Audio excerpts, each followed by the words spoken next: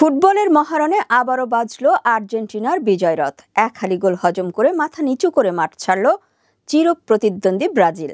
চিরপ্রতিদ্বন্দ্বী আর্জেন্টিনার বিপক্ষে 4-1 গোলের পরাজয়। রমজান মাসেই যেন আকাশী নীল ভক্তদের মনে ঈদ আনন্দ।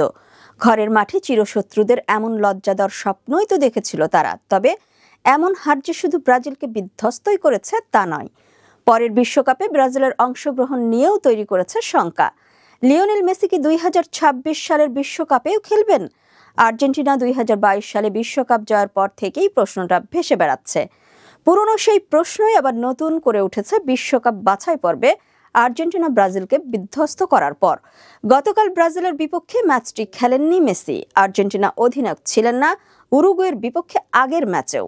মেসিকে ছাড়াও আমরা জিততে পারি, উরুগুয়ের পর ব্রাজিলকেও হারিয়ে এমন বার্তাই দিয়ে রেখেছে আর্জেন্টিনার অপেক্ষাকৃত তরুণ দলটি।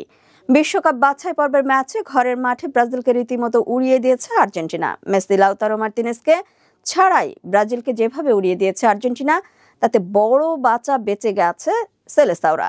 নয়তো যে দাপুটে ফুটবল খেলেছে আর্জেন্টিনা, তাতে মেসি, মার্তিনেজ থাকলে যে ব্যবধানটা আরো বাড়তে পারত তা মানছেন অনেকেই।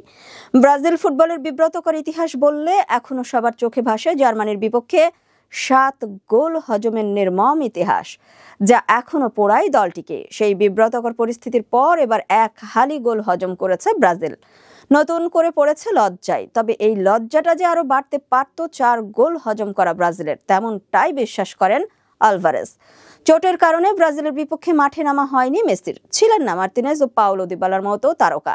নয়তো ব্রাজিল কয় গোল হজম করত সেই প্রশ্নও তুলেছেন আর্জেন্টাইন ভক্তরা। কেননা ম্যাচে আর্জেন্টিনার আগ্রাসনের সামনে ব্রাজিলকে বলতে গেলে খুঁজেই পাওয়া যায়নি।